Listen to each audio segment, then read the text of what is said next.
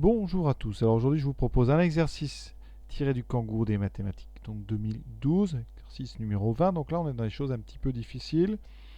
Alors ici, on vous propose, donc, on a un nombre qui est inscrit dans un carré de 3 par 3. Il va falloir deviner quel est ce nombre. Alors, dans chaque carré, ici, on en a 9, on va inscrire un nombre. Ça peut être un nombre réel, il peut être à virgule, et puis ça peut être une fraction, voilà, un nombre entier, on ne sait pas à l'avance.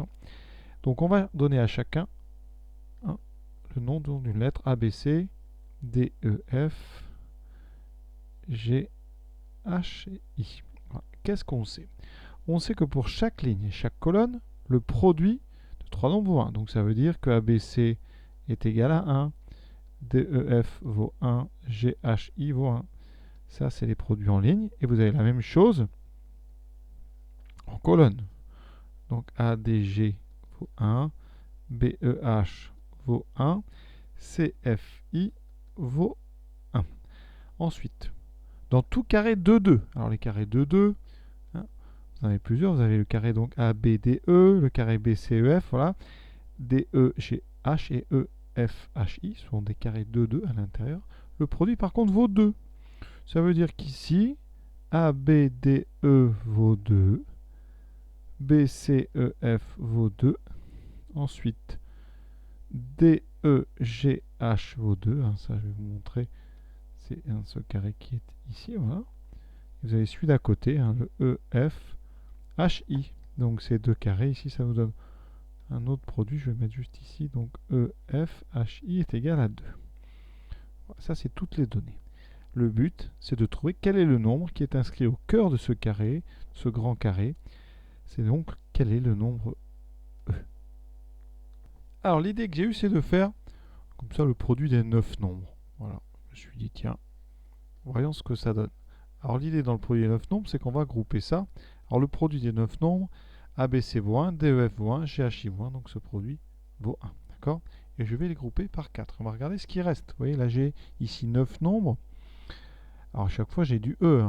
D'accord? Donc ici, si je fais A, B, D, E, j'enlève donc A, B, D et E, ça va faire 2 ça. Donc ici, 2, il me restera C, F, G, H, I. Alors c'est pas pratique parce que je ne peux utiliser aucun autre produit ici de 2 par 2. Donc c'était pas la bonne idée. Et donc l'autre idée que j'ai eue, c'est de faire tous les produits de mes carrés de 2. Alors je vais avoir A, B, D, E. Je vais avoir B, C, E, F. Donc E, je le retrouve une deuxième fois. J'aurai donc E au carré. D'accord, je vais tout écrire, puis après on regroupera. Donc B, C, E, F. J'aurai D, E, G, H et E, F, H, I. Et ça fait donc 2 fois 2 fois 2 fois 2. Ça fait 16. Et maintenant, on remarque quoi? On va essayer d'utiliser nos produits 3 par 3. Donc A fois B fois C vaut 1. Donc je peux rayer A, B, C. Ensuite, ici, je trouve D, E et F. Et je trouve aussi G, H et I. G, H et I. On fait le bilan. Qu'est-ce qui me reste? D, enfin B. Ensuite, DE, il me reste 1, 2, 3. Donc j'ai E3. J'ai un D. Ici, j'ai E3. Donc B, D, E3, F, H. Et tout ça, ça vaut 16. Ensuite, ici, je peux former BEH. Vous voyez, BEH. Je peux former aussi DEF. Il va me rester un E tout seul. Alors BEH, ça vaut 1. DEF, ça vaut 1. Et vous voyez que je viens de trouver par, je ne sais pas si de la chance ou de la stratégie, je viens de trouver E égale 16. Voilà. Donc l'exercice est déjà terminé. Il s'agissait donc de faire le produit de tous les carrés de 2 et de remplacer chaque produit de nos lignes et de nos colonnes par 1 et on trouvait juste E égale à 16. Alors pour compléter cet exercice, je me propose d'essayer de trouver la valeur de tous les nombres ici de ce grand carré. Première chose à faire, c'est d'éliminer un peu toutes ces inconnues. Il y en a beaucoup. Alors déjà, la colonne du milieu. Le produit, donc 16BH, vaut 1. Ça veut dire ici que H vaut 1 sur 16B. On va effacer donc H. Ça me fera une inconnue de moins. Moyen de lettres, moyen d'inconnu, mieux c'est. 1 sur 16B. On fait pareil avec la ligne numéro 2. 16DF est égal à 1. Donc F égale 1 sur 16D. C'est la même idée. Et donc j'efface F. F vaut 1 sur 16D. Ce qu'on peut faire ensuite, c'est utiliser le carré de 2 qui est en haut à droite avec B et C. Là. Donc j'ai B fois C fois 16 fois 1 sur B fois C fois 16 fois 1 sur 16D qui vaut 2. D'accord, les 16 s'annulent. Il me reste donc BC égale 2 fois D.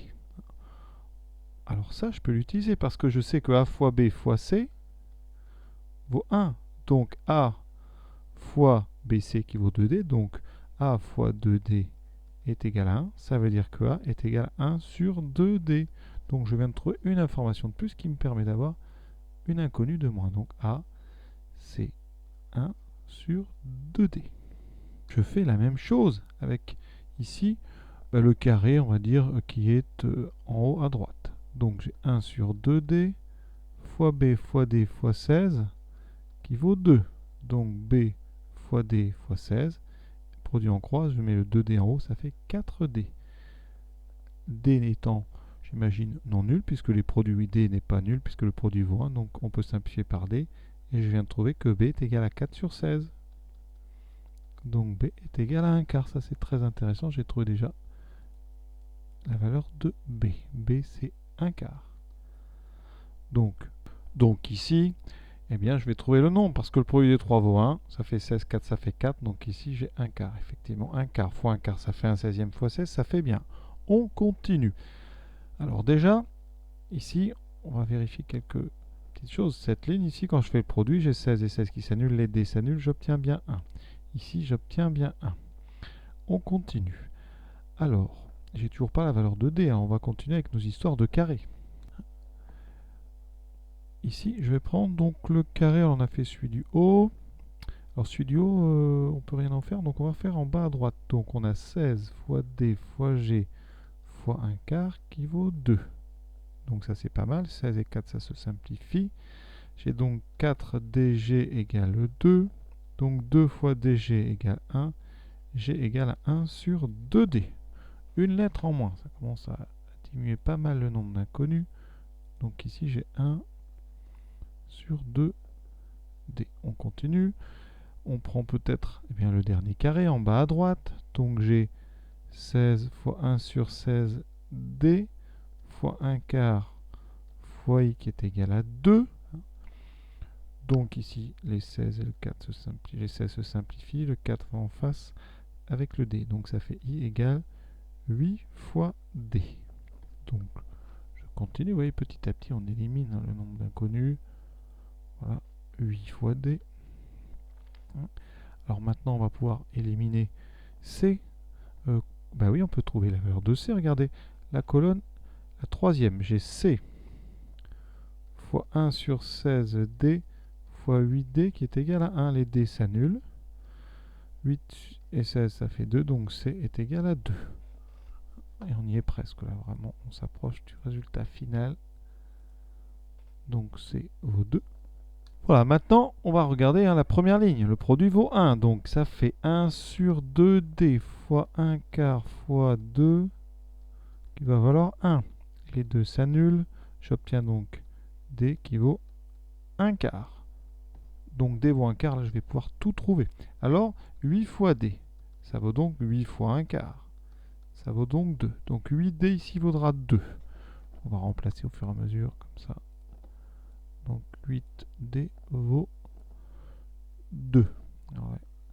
Alors après, par produit ici, dans la dernière colonne, de 2 fois 2, 4. Ça veut dire que ici, je dois trouver quelque chose qui fera un produit égal à 1. Je trouve donc 1 quart. D'accord? Donc j'ai bien 1. Ici, le produit vaut bien 1. En haut, on va faire pareil. On a donc 1 quart fois 2 qui fait 1 demi. Si je veux que ça fasse 1, ici, je dois mettre un 2. Et il me reste à compléter ici. Alors, j'ai 2 fois 1 quart, ça fait 1 demi. Il me manque un 2. Et maintenant, on va tout vérifier. Le tableau est déjà rempli. Donc en haut, le produit des 3 vaut bien 1. Au milieu aussi, 2 fois 1 quart fois 2, ça fait bien 1. Première colonne, ça fait bien 1. Deuxième aussi, troisième aussi. Maintenant, les carrés de 2. Alors ici, est-ce que ça fait 2? Alors on a en haut 2 et 16, ça fait 32. En bas on a 4 x 4, 16. 32 sur 16, ça fait bien 2. Parfait. Deuxième carré de 2. En haut j'ai 2 x 16, 32. En bas j'ai 16, c'est pareil. Troisième carré de 2. En haut j'ai 32, en bas j'ai 16, c'est bon, ça fait bien 2. Le troisième, 16 en haut, 32 en haut, 16 en bas, c'est bon, on a terminé. Donc voici notre ensemble de 9 nombres. Hein. Vous voyez la matrice, ce tableau est parfaitement symétrique, hein, des 2 à l'extérieur, des 1/4 sur chaque milieu et 16 au centre. On a terminé ce plutôt joli exercice finalement si on va jusqu'au bout. Voilà, à très bientôt pour d'autres questions du kangourou des maths. Comme d'habitude, pour ceux que ça intéresse, voici la question suivante. La question 21, ça se corse progressivement. Ici, on va parler de fonctions, de courbes et d'intersections avec des parallèles. À bientôt.